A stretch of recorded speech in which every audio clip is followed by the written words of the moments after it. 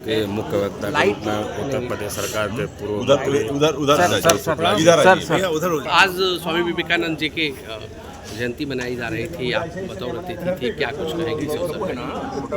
युग प्रवर्तक राष्ट्रीय चेतना के अग्रदूत विवेकानंद जी की आज जयंती के अवसर पर राष्ट्रीय चेतना मंच द्वारा संगोष्ठी का आयोजन किया गया था और भारतीय समाज को विवेकानंद जी ने जो संदेश दे करके वो गए हैं वो उनके संदेश आज भी उतने ही जीवंत हैं और सभी के जीवन में उन विचारों को आत्मसात करने के लिए आवश्यकता है।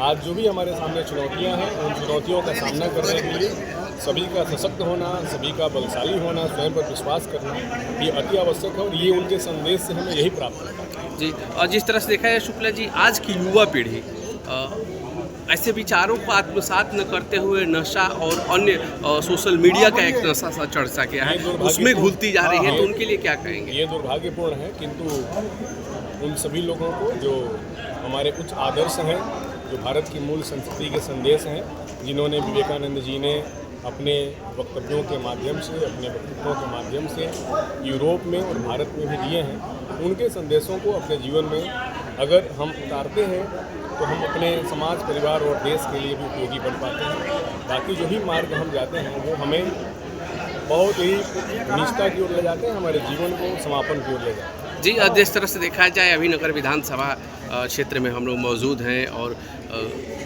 त्यौहार भी आ रहे हैं, मकर संक्रांति है, तो इस विधानसभा क्षेत्र की जनता क्या कहेंगे? हमारे भारत उत्सव का देश है, उत्सव धर्मी हमारी संस्कृति है। मकर संक्रांति हम सभी सनातन धर्मावलंबियों के लिए एक बहुत ही पवित्र त्यौहार है। जब हमारे सूर्यदेव धनु राशि में प्रविष्ट होते हैं, शुभ दिन हम सभी के शुरू होते हैं। मैं नगर विधानसभा क्षेत्र वासियों को और सभी को इस पर्व की हार्दिक शुभकामनाएं। सर, जिस तरह से देखा जाए, अभी SIR हो रहा था और SIR में जो पहली सूची जारी हुई, लगभग 80,000 केवल नगर विधानसभा क्षेत्र से वोट कट रहे हैं, तो क्या 27 विधानसभा चुनाव पर इसका असर पड़ेगा? नहीं, सरकार और चुनाव आयोग का यही प्रयास है कि जो वास्तविक मतदाता हैं, जहां निवास करते हैं, सभी का मतदाता सूची में नाम हो। अगर कोई वहां उपस्थित नहीं है अथवा मृतक हैं तो उनका उस सूची से नाम विलोपित होना चाहिए। अभी नाम बढ़ाने के लिए, पता संशोधन करने के लिए, नाम कटाने के लिए अभी प्रक्रिया चलेगी। फॉर्म 6, फॉर्म 7, फॉर्म 8 अभी भरे जाएंगे।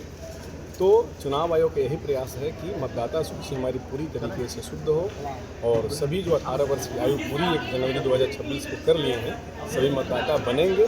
यही निर्वाचन आयोग का और हम सभी राजनीतिक कार्यकर्ताओं का भी यही प्रयास है। सर, जिस तरह से देखा जाए, सपा बड़ी गदगद नज़र आ रही है कि जो वोट कट रहे हैं, ये शहरी क्षेत्र के वोट कट रहे हैं और ये इसका कहीं ना कहीं नुकसान भाजपा को हो जाएगा। सपा एक दिग्भ्रमित पार्टी है। उनके राष्ट्रीय अध्यक्ष सबसे पहले SIR के विरोध में बोले, फिर उसके बाद बोले कि भाजपा का ही वोट कट गया, तो वो तो इसके खिलाफ सड़क पर उतरने की धमकी दे रहे थे और जब SIR शुरू हुआ तो फिर कह रहे भाजपा। तो वो पूरी तरीके से व्यथित हैं, भ्रमित हैं, दिशाहीन हैं। समाजवादी पार्टी के लोग क्या बोल रहे हैं उनका हम संज्ञान नहीं लेते हैं। भारतीय जनता पार्टी का सीधा संबंध उत्तर प्रदेश की 25 करोड़ आबादी जनता के साथ है। हमारे योगी जी के नेतृत्व में जनता की सेवा हो रही है, प्रदेश का विकास हो रहा है और हर वो व्यक्ति जो 18 साल की आयु 1 जनवरी 2026 को पूरा किया हुआ है, भारत का नागरिक है, उसके माता पिता भारत के नागरिक हैं, तो उसका नाम मतदाता सूची में अवश्य होगा और भारतीय जनता पार्टी ऐसे ही आगे बढ़ती रहेगी। सर, कुछ महिलाएं हैं नगर विधानसभा की जो लगातार धरना प्रदर्शन कर रही हैं कि जो कटहल नाला का विकास किया जा रहा है, उनके घर टूट रहे हैं, तो क्या उनको मुआवजा कुछ मिले या फिर कुछ इस तरह की, तो उनके लिए क्या कहेंगे? इसके बारे में जो प्रशासन देखेगा वहाँ पर क्या करना चाहिए। उत्तर प्रदेश में योगी जी की सरकार ने 2 करोड़ से अधिक लोगों को आवास दिए हुए हैं। सभी को यहाँ बेघर लोगों को घर दिया जाता है, प्रधानमंत्री आवास के माध्यम से, मुख्यमंत्री आवास के माध्यम से। किसी भी गांव में, किसी मोहल्ले में कोई अब घर विहीन नहीं रहा है। तो हमारी सरकार किसी का घर उजाड़ने वाली सरकार नहीं, सबको घर देने वाली, घर बसाने वाली सरकार। ठीक, एक सवाल थोड़ा जी, लगातार SIR का विरोध कर रही थी और जब IPAC के ऊपर ED का छापा पड़ा तो ममता बनर्जी स्वयं वहां पहुंच करके कुछ फाइलें निकाल करके अपने साथ ले गई, तो इसको अब किस रूप में देखते हैं? ये अत्यंत दुर्भाग्यपूर्ण है। दुर्भाग्यपूर्ण शब्द भी इसके लिए छोटा है। ममता बनर्जी जी का कृत्य कहीं से भी, किसी भी सामाजिक व्यवस्था में, किसी भी लोकतांत्रिक व्यवस्था में स्वीकार नहीं किया जा सकता है।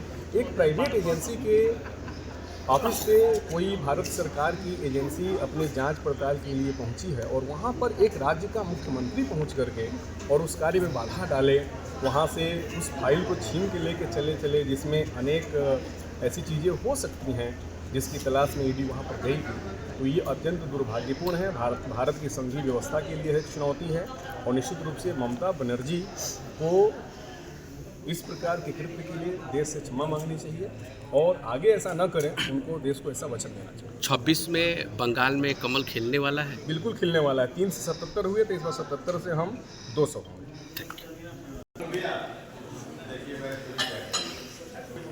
देखिए, आज युवा दिवस के अवसर पर स्वामी विवेकानंद जयंती युवा दिवस मनाया जा रहा है। इसके मुख्य वक्ता के रूप में उत्तर प्रदेश सरकार के पूर्व मंत्री रहे अनुज शुक्ला जी उपस्थित हैं। क्या कहा आपने सुना, उन्होंने बहुत कुछ बताया युवाओं को प्रेरणा स्रोत, और ये इस प्रदेश और बंगाल और चर्चाएँ की खबर है। बलिया से राजेश महाजन की खास रिपोर्ट।